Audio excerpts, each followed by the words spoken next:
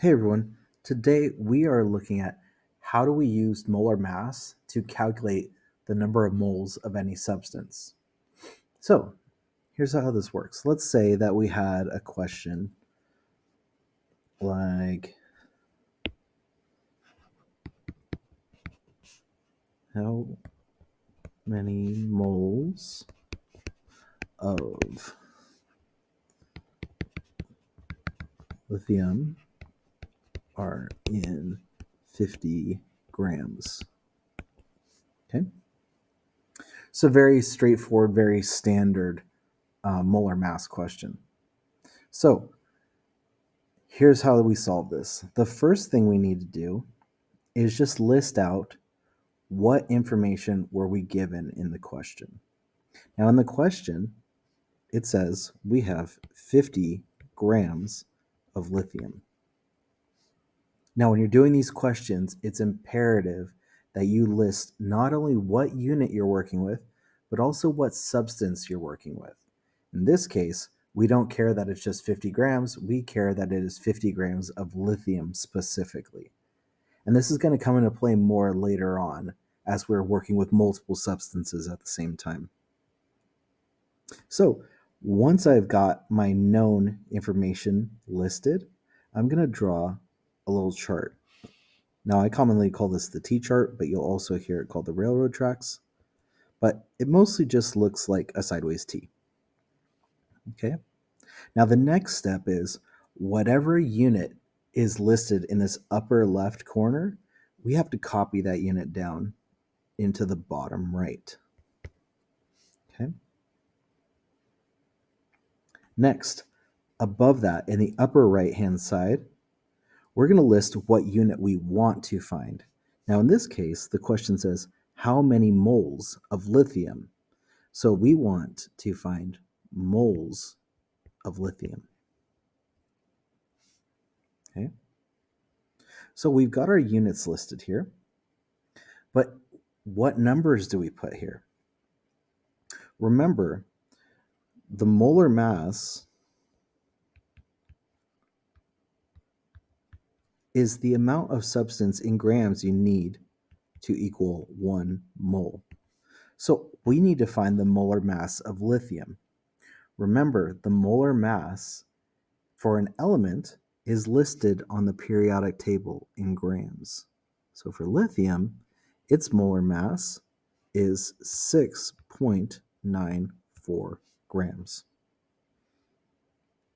And 6.94 grams is equal to 1 mole.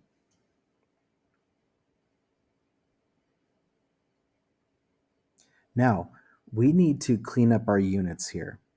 And the way we can do that is if you have any units on the top half that are also on the bottom half, you can actually cancel them out and get rid of them.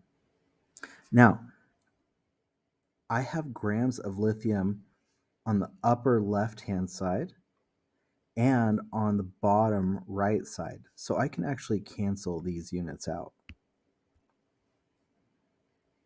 Now the only units left are moles of lithium. And that's what my answer is asking for. So that's a clue to me that I don't have to have any more conversions here. All I have to do is solve this math problem. Now, when using this chart, this is actually very similar to multiplying fractions. So the way you solve these is you multiply all of the top numbers together. In this case, we have 50 on the top times 1, but anything times 1 is just itself. So on the top, I have 50. On the bottom, I have nothing in the left box, and I have 6.94 in the right box. Now, if I plug this information into a calculator, 50 divided by 6.94 equals 7.20. We're just going to do it to 2 decimal points because that's kind of the simplest way to go about this. Okay, so I have my number, and then I have to copy down the units that are left over. And the only unit left over is moles of lithium. And now here, I have my answer. For every 50 grams, we have about 7.2 moles of lithium. But let's look at one that's a little bit more complicated, and also one that kind of goes from the opposite direction. Okay. Let me just clean up my space real quick. Let's say my question is,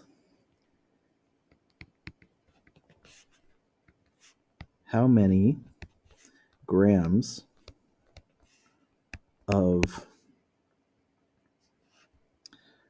sodium hydroxide, NaOH, are found in 7 moles? Okay. Now this one's a little bit different and it comes at it from a different angle. So let's take a look at this.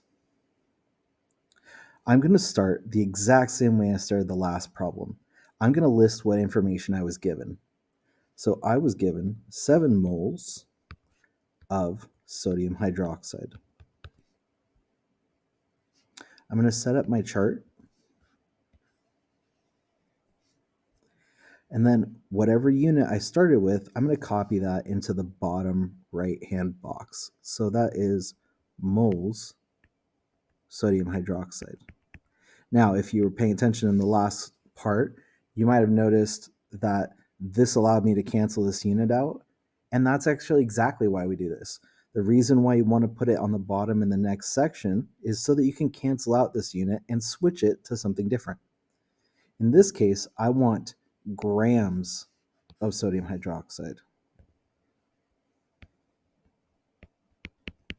Okay. Now, I need the molar mass. I need the molar mass of sodium hydroxide, but there's a problem. Sodium hydroxide is not an element, so I have to calculate molar mass. I'm going to need sodium, I'm going to need hydrogen, and I'm going to need oxygen. So count atoms: sodium, oxygen, hydrogen. There's 1 of each of these. Sodium is 22.99 grams. Oxygen is 16.00 grams. And hydrogen is 1.01 grams. Okay. Equal these out. 22.99, 16.00, 1.01. 0, 0, 2, 4, that's a 0, carry the 1. 40 grams exactly. Okay, so it's 40 grams for 1 mole. So 1 mole is 40.00 grams. Cancel out my units. And now the units left over are grams of sodium hydroxide. That's the unit that I want. So I'm ready to just calculate. Now this time, because 7 and 40 are on the same side, I'm just going to multiply those together. 7 times 40, that's 280, divided by 1, but anything divided by 1 is just itself.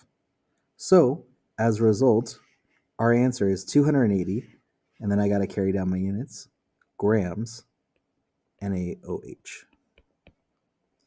This is my answer.